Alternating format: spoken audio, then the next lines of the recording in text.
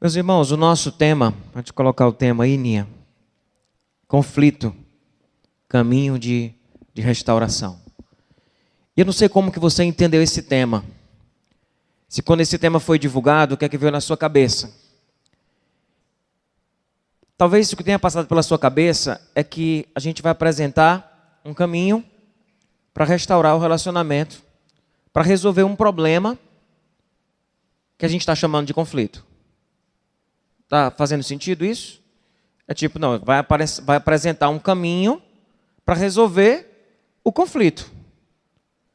É mais do que isso. Na verdade, nós estamos definindo o caminho, o conflito, na verdade, como um caminho também de restauração.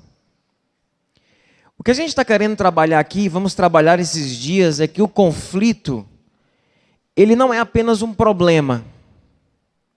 O conflito, ele pode ser uma oportunidade para nós resolvermos o problema. O conflito, às vezes, ele é apenas a febre. E porque a febre vem, a gente descobre que existe algum problema para ser resolvido, mas o conflito não é o problema. O conflito é como uma febre, o problema é a infecção. Então, quando nós falamos conflito, o caminho de restauração, sim, nós queremos oferecer um caminho para resolvermos os nossos verdadeiros problemas de relacionamento. E querer que levantar aqui fazer a deixa aqui, de que você preste atenção nos conflitos que você tem. Porque esses conflitos, eles podem ser um tremendo de um grito de Deus para resolver um problema que existe dentro da sua família. E a gente às vezes só olha o conflito como uma coisa ruim, mas o conflito pode ser uma coisa boa. Às vezes a família está ali vivendo um problema seríssimo, sem entrar no conflito. E aí vem o conflito. E quando o conflito vem, a gente tem a oportunidade de resolver os problemas que existem dentro da nossa casa. Quantos casamentos viveram de forma medíocre, até passarem por um conflito sério, e a partir desse conflito trataram o que tinha que tratar, e a partir de então resolveram e passaram a viver um casamento de outra forma. Pastor, mas isso é muito arriscado. É muito arriscado, tipo, querer viver esses conflitos. Porque o conflito, ele machuca, o conflito, ele pode...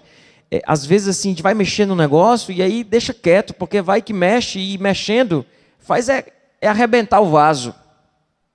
Em vez de remendar, faz arrebentar o vaso. E é por isso que a gente vai precisar ter muita sabedoria para saber como nós vamos enfrentar ou usar os nossos conflitos para tratar o que precisa ser tratado. Não adianta a gente ficar resolvendo conflito. Porque conflito é, você tem uma infecção forte e fica dando remédio para baixar a febre. Vai resolver a infecção? Não vai. Então resolver o conflito talvez não seja a saída. Preciso desenvolver uma habilidade de olhar para o conflito e dizer que tipo de problema esse conflito está me mostrando. O conflito não é o problema. Ele mostra um problema. O conflito não é a ferida. Ele aponta para uma ferida. O conflito é apenas foto do problema. Mas ele não é o problema. Estão entendendo esse conceito? De como que, às vezes, nós precisamos... o título... O meu arquivo do PowerPoint ali, ele está abraçando o conflito. Abrace o conflito. Receba ele como um sinal de Deus. Receba ele como uma oportunidade que Deus está te dando de tratar algumas coisas dentro da sua casa que não estavam tratadas. Que estavam silenciosamente corroendo o teu casamento, a tua família e a tua relação com teus filhos. O conflito vem, ele bota para fora o pus. E é a oportunidade, então, da gente poder tratar. Tratar. Eu trouxe uma frase de uma socióloga que trabalha mediando conflito, e ela diz o seguinte: o conflito, ele é encarado como inerente à condição humana, tendo em seu bojo a possibilidade para um salto qualitativo de mudança. Ele tem a oportunidade A possibilidade de um salto qualitativo de mudança, sendo, portanto, nem bom e nem ruim, vai depender do que você vai fazer com o conflito. Se você vai crescer com ele, se você vai aproveitar o conflito para enxergar o que você não está enxergando, ou se você vai simplesmente deixar o conflito ficar feito brigando com o conflito e terminando de destruir o que já está quase destruído. Percebe, irmãos? Queria passar um vídeo para vocês. É uma cena de uma novela, Páginas da Vida. Eu já passei essa cena algumas vezes já na igreja. Passei uma vez no Dia das Mães. É uma cena muito forte. Ela tem um palavrão no meio, tá? Então, assim, releva. Eu fui editar e o vídeo ficou pequeno, aí vai com palavrão mesmo. Mas é um palavrão tranquilo. Não é o pessoal vai passar o vídeo procurando palavrão. Acha o palavrão. É porque ele fala cacete uma hora assim, sabe? Cacete.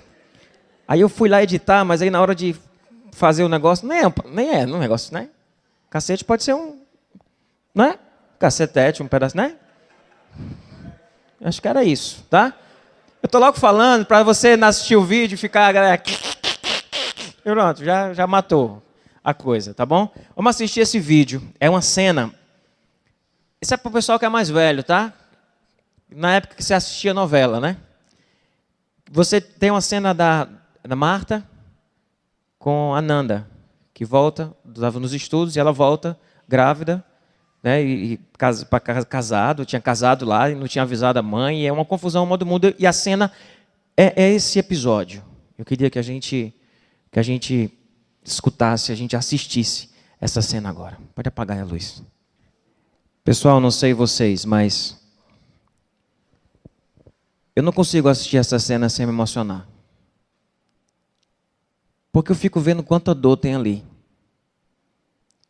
E fico imaginando que dentro de nossas casas, muitas vezes, não é tão diferente. Tem muita dor revelada no conflito. E quando a gente não enxerga e fica olhando só o conflito, a gente perde a oportunidade de enxergar a dor e de poder tratá-la. Poder tratá-la de verdade, como tem que ser tratado. Eu trouxe aqui, dentro dessa caixa, um negócio que vai ajudar a gente.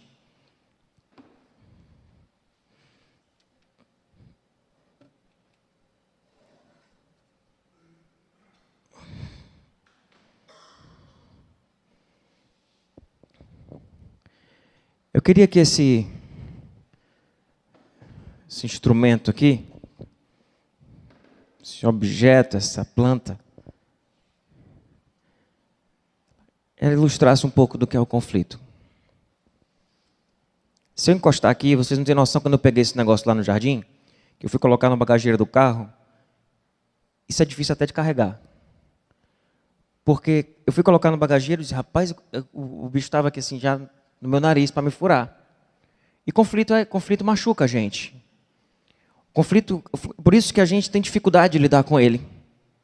Que a gente prefere querer cortar o conflito e acha que vai resolver se pegar e cortar o conflito, calando o conflito, não dando voz ao conflito, sem conseguir escutar o conflito, apenas amordaçando o conflito, porque a gente sabe que estar com ele presente machuca muito, machuca.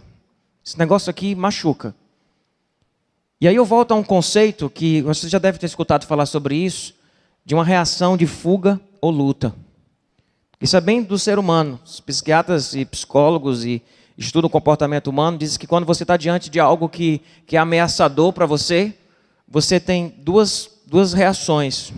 Ou você foge, ou você luta. E é por isso que nesse momento de ameaça, que você está diante de uma ameaça, e o conflito ele é uma ameaça, de repente ele está de uma hora para outra,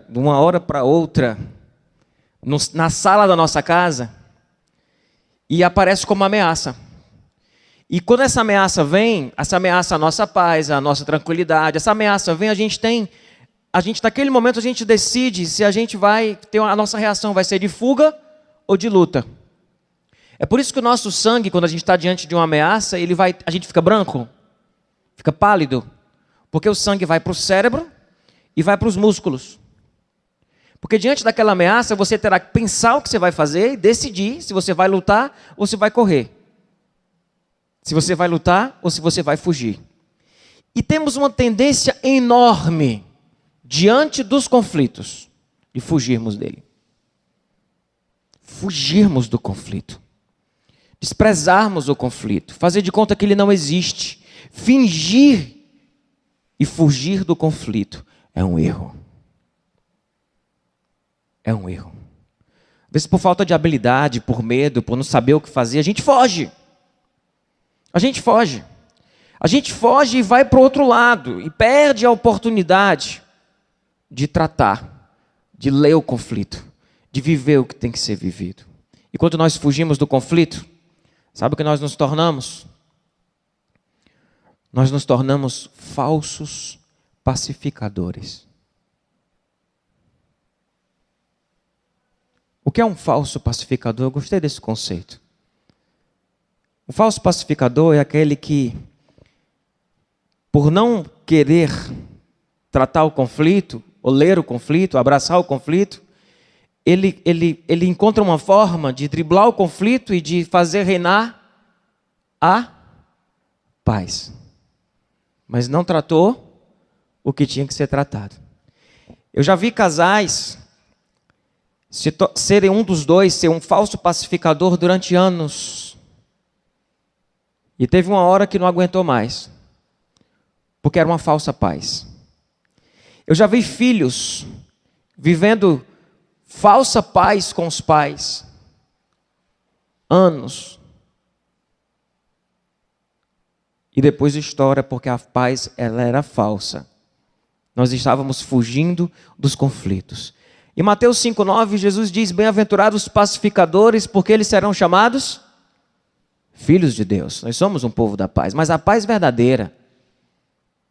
E não uma paz que pegou o conflito e desprezou, não ouviu, deu um jeitinho, fez um paliativo ali apenas para poder não resolver o problema sem resolver o problema. Mas o que significa ser um falso pacificador? E coloquei uma frase aí. Os verdadeiros pacificadores, que significa ser um pacificador, na verdade. Eles amam a Deus e os outros e a si mesmo o suficiente para perturbar a falsa paz.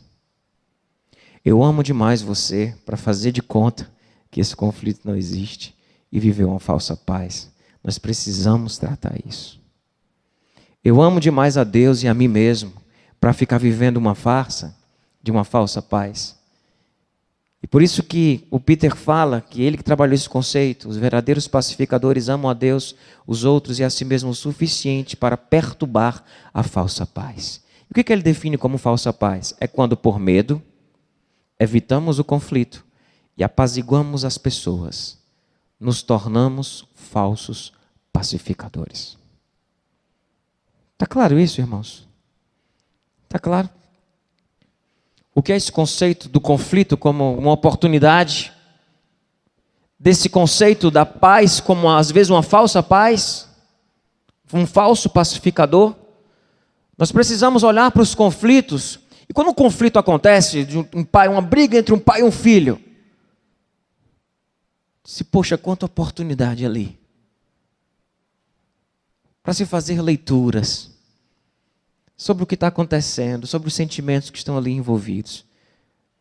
Mas ou nós fugimos dos conflitos, ou nós nos abraçamos com ele como se fosse querendo derrubá-lo a qualquer custo, e só nos ferimos mais e mais. Não seja um falso pacificador. Olhe para os conflitos como uma oportunidade de crescer, de amadurecer, de melhorar. Isso não é fácil. É por isso que no sábado à noite nós vamos trabalhar aqui de forma muito clara como que nós lutamos, porque, meu Deus, que medo de incentivar vocês a falarem o que vocês sentem um para o outro. Que medo. E de não se ter maturidade, nem base de evangelho suficiente para suportar isso. Que medo. E aí, será que não é melhor a gente ser falso pacificador e ficar dando dicasinha aqui de comunicação? De como é que você fala um pro outro, como é que não briga dentro de casa? Como brigar, como é que faz? Quando brigar, faz isso, faz aquilo outro. Não. Vocês topam tentar viver algo de fato pleno? E uma paz que seja verdadeira? Ou preferem viver uma falsa paz? Ninguém fala sobre isso, a gente não toca no assunto. E a gente vai vivendo, achando que está tudo bem. Mas não está tudo bem. E quantas sequelas isso pode gerar mais para frente? Para você, adolescente, que está aí dentro de uma falsa paz, como é que vai ser você quando você tiver lá a sua família? Essa falsa paz gerou o que em você? Então a gente vai precisar tratar isso, e precisar tratar isso com bases sólidas, que são as bases do Evangelho. Mas esse é assunto para sábado. Eu queria ainda hoje falar com vocês sobre José. Porque José do Egito para mim é um exemplo de muitas coisas, mas a família de Jacó e de José, ela vive essa coisa da falsa paz. Ou não tem coragem de abraçar o conflito de verdade, sabe? E aí fica vivendo uma coisa, e aí surge uma tragédia, aí diz, o que foi que houve? Por que essa tragédia? De repente a tragédia aconteceu, de repente nada. Ninguém estava lendo os conflitos, estavam abafando os conflitos, fugindo deles, fazendo de conta que eles não existiam. Aí tem uma hora que a tragédia vem. Vamos para José do Egito? Gênesis 37. Eu queria ler os primeiros versículos. Vocês acompanham comigo no telão, tá bom? Depois eu vou contar o resto da história. Mas queria ler essa parte com vocês. Vocês estão comigo aqui? Eu sei que está tarde, são 5:11. Mas eu até pensei se eu ia elaborar isso com vocês hoje. Até dividir. Não vou abordar tudo por causa do horário. Vou jogar alguma coisa que eu ia falar hoje para sábado. Mas eu queria amarrar esse conceito só de José. A gente vai falar de José muitas vezes. Mas esse conceito só de José, da falsa paz. Querendo mostrar isso para vocês dentro da família. E de como que isso deu problema. Depois a gente vai costurar as outras coisas. E diz o seguinte em Gênesis 37, a partir do versículo 5. Certa vez José teve um sonho. E quando ele acordou, ele contou aos seus irmãos. Eles passaram a odiá-lo ainda mais. E ele disse, ouçam o sonho que eu tive. Ouça o sonho que eu tive, disse-lhes. Estávamos arrancando os feixes de trigo no campo, quando o meu feixe se levantou e ficou em pé. E os seus feixes se ajuntaram ao redor do meu e se curvaram diante dele. Seus irmãos lhe disseram, então você vai reinar sobre nós? Quer dizer que você vai governar sobre nós? E o odiaram ainda mais por causa do sonho e do que tinha dito. Depois teve outro sonho e contou aos seus irmãos. Esse sonho dele era profético. Isso aconteceu. E disse aos seus irmãos, eu tive outro sonho. E desta vez o sol e a lua, provavelmente figurando aí os seus próprios pais, e 11 estrelas, que eram os irmãos, se curvavam diante de mim. Quando contou ao pai e aos irmãos, o pai o repreendeu e lhe disse, que sonho é esse que você teve, José? É tipo assim, está ficando doido, menino? Será que eu, sua mãe e seus irmãos viremos a nos curvar até o chão diante de você? Assim os seus irmãos tiveram ciúme dele. O pai, no entanto, refletia naquilo. O pai, então, refletia naquilo. Visivelmente, irmãos que não se entendem. Ele está contando um sonho, e ele não estava inventando aquele sonho, estava contando algo que tinha acontecido. E os irmãos passaram a odiar ele a partir do sonho. Mais ainda. E aí a história continua, meus irmãos, e aí nós temos uma tragédia. Porque José fica, os irmãos vão cuidar lá dos rebanhos, das coisas que tinham para fazer, e Jacó chega para José e diz, José, vai lá onde teus irmãos estão. Eles estão lá, vai lá falar com eles, ver se eles estão bem. José vai. Quando José vai chegando no caminho, os irmãos estão parados lá, eles olham José no caminho e dizem assim, vamos matar esse cara. A gente mata ele. Diz que uma fera comeu ele. E leva a túnica dele para o pai e mata esse cara. Quero ver o que ele vai fazer com o sonho dele. Percebe quanto problema dentro dessa família? Dentro dessas relações familiares? Quanto ódio, quanta violência. Aí Rubem chega e diz, não, vamos fazer isso não. A gente coloca ele nesse buraco aí, para a gente não matar ninguém. Bota ele nesse buraco aí e diz para o pai que ele morreu. E a ideia de Rubem era depois voltar e pegar ele no buraco. Mas não deu certo, não deu tempo, porque enquanto Rubem estava ali talvez dando uma vacilada, ou indo ali atrás de uma moita, ali, usar o banheiro, fazer alguma coisa, os outros irmãos viram o comerciante chegando e venderam José como escravo.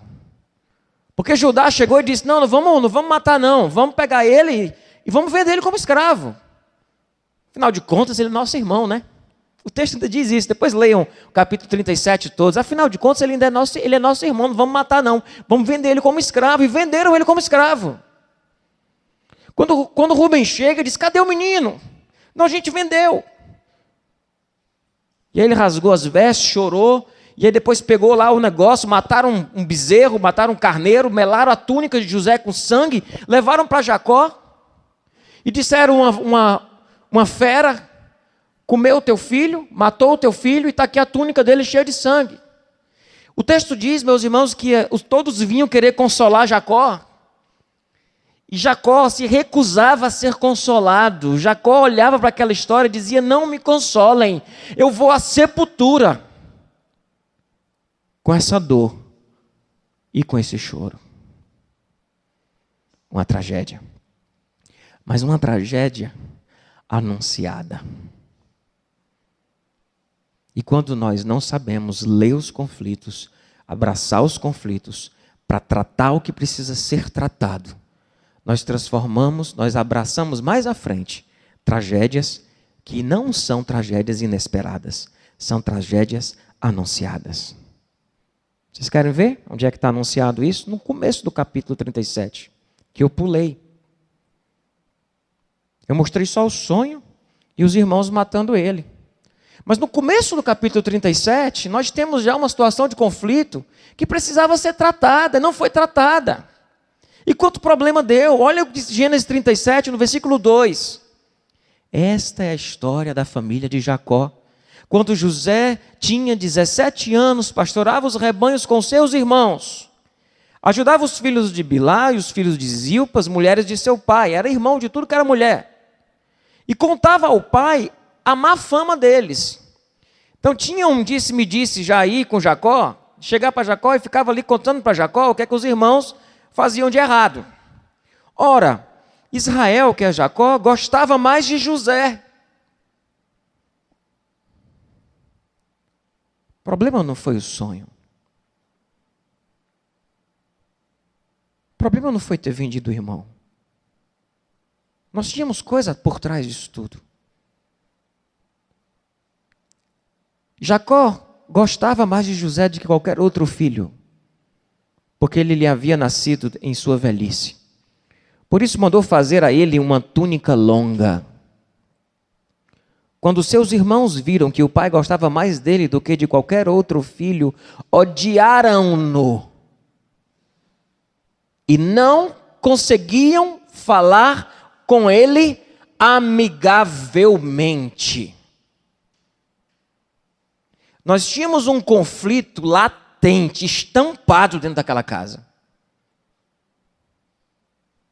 O próximo versículo vai dizer, certa vez, José teve um sonho, contou aos seus irmãos, papapá. Mas nós tínhamos problemas aqui. Talvez Israel, que é Jacó, tenha olhado assim e dito, essa besteira de menino. Mas não estão se falando, é uma violência, é uma grosseria, é toda hora, é não sei o que mais. O conflito não está sendo tratado, a gente vai deixando, vai fazendo de conta que aquilo ali não existe, que não tem problema. Não vai resolvendo, não vai ouvindo, não vai conversando. E é isso que a gente vai conversar tudo no sábado. Eu queria só que a gente saísse hoje à noite daqui entendendo o seguinte, os conflitos, eles podem ser uma luz de Deus, um sinal de Deus, um grito de Deus dentro da tua casa. Porque às vezes Deus está falando para a gente tratar umas coisas, a gente não escuta. Aí Ele vai e joga um negócio desse no meio da sala da casa da gente, para a gente ouvir o que Ele quer falar. Para a gente entender o que Ele está dizendo para a gente. E tratar as coisas dentro da nossa casa. Não vamos fugir dos nossos conflitos. O Peter, autor desse livro, ele diz que a verdadeira pacificação, ela interrompe a falsa paz até nas famílias. É como se para viver uma verdadeira paz, a gente precisasse primeiro quebrar a falsa paz. Parar de fazer de conta que não dói. Parar de fazer de conta que está tudo bem. E encontrar um terreno maduro, fértil, seguro, para jogar as sementes da verdadeira pacificação. Da verdadeira pacificação. Eu tenho visto famílias e casamentos que problemas de pais e filhos sérios, difíceis. Aí vem um conflito, vem um problema, vem uma tragédia. Aí Deus começa a tratar um bocado de coisa que Ele queria tratar e não estava conseguindo tratar. Precisou da tragédia. Precisou do conflito. Como a gente é ruim. Como a gente é burro. Deus fala, a gente não escuta. E Deus precisa gritar. Jogar um cacto desse no meio da nossa cama. Jogar um cacto desse na relação que a gente tem com os nossos filhos. Cheio de hipocrisia, cheio de segredo. Cheio de falsa paz, cheio de falsa perfeição. Cheio de uma autoridade fajuta. E aí Deus joga um conflito. E a gente começa a entender quando Jesus diz em Mateus 10, não pense que eu vim trazer paz à terra, não vim trazer paz, mas espada, pois eu vim fazer que o homem fique contra o seu pai e a filha contra a sua mãe, a nora contra a sua sogra, os inimigos do homem serão os da sua própria casa. Eu sei que esse texto está dentro de um contexto de perseguição, onde o evangelho ia ser anunciado e pessoas iam se voltar contra os próprios parentes, mas, meus irmãos, quando a gente resolve colocar o evangelho de fato dentro da nossa casa, a gente vai quebrar a falsa paz. E talvez no começo seja mais espada do que outra coisa. Conflito machuca. A gente vai se abraçar com isso, vai tentar tratar isso. Quem não tem medo de conversar com o filho e de dar abertura para saber o que ele realmente pensa e com medo do que realmente possa ouvir? E se escutar? A gente prefere não perguntar. A gente prefere não conversar. A gente prefere não tratar o conflito, viver uma falsa paz. E talvez colher lá na frente, não na própria relação, às vezes na vida que essa pessoa vai ter, colher frutos de tragédia, cheios de espinhos. Inabilidade plena de se relacionar e de construir família. Capacidade zero de viver maternidade, de viver paternidade. Capacidade zero de viver relação não correspondida. Porque estamos adoecidos. Os nossos conflitos não foram tratados dentro da nossa casa. E nós precisamos de um ambiente seguro, numa plataforma sólida e firme, tratarmos os nossos conflitos. E pararmos de fugir dos conflitos para continuar em paz. Essa paz é falsa. E ela dá em tragédia. Ela dá em problema. E a gente precisa, diante de Deus, com muita humildade, viver um caminho de busca da paz verdadeira. Amém, irmãos? Está claro isso? Vocês percebem o tamanho do desafio que a gente tem? Ninha, pode vindo aqui. Ministério do Louvor, pode vindo. Vocês percebem o tamanho do desafio que a gente tem? O tamanho do desafio que a gente tem, meus irmãos, de como fazer isso, porque dá medo. Me diga se não dá medo. Como que eu vou tratar isso? Eu não sei tratar. A impressão que a gente tem é que se a gente for tratar esses conflitos, a gente vai quebrar o vaso. E aí a gente prefere a falsa segurança, a falsa estabilidade da falsa paz. Mas não é isso que Deus quer para a gente. Deus quer tratar nossas famílias. Deus quer tratar a nossa alma. Deus quer curar as nossas feridas. Amém, irmãos? Essa música a gente vai cantar. Diz: me escutas quando clamo e acalma o meu pensar. Me levas pelo fogo. Irmãos, me levas pelo fogo, curando todo o meu ser. A gente quer ser curado com Dove. Deus quer curar a gente, passando a gente pelo fogo. Mas a gente quer Dove. Aí a gente fica abraçado com a falsa paz. Não abraça o conflito, dizer: conflito, tu és um sinal de Deus. Tu és voz do teu Espírito, Pai. É voz do Espírito Santo de Deus. Me reveste do teu poder. Escuta o meu clamor. Cura as minhas feridas ao me passar pelo fogo. E a música diz: Jesus, eu creio que tu és, Jesus, a cura. Jesus é a cura. Pai querido, abençoa o teu povo que está aqui, Pai, essas famílias. Cuida de nós.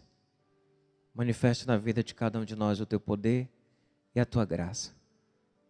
Pai, nos ajuda a pararmos de fugir dos nossos problemas e a enfrentarmos eles com sabedoria, com coragem, com fé, com o coração quebrantado por Ti.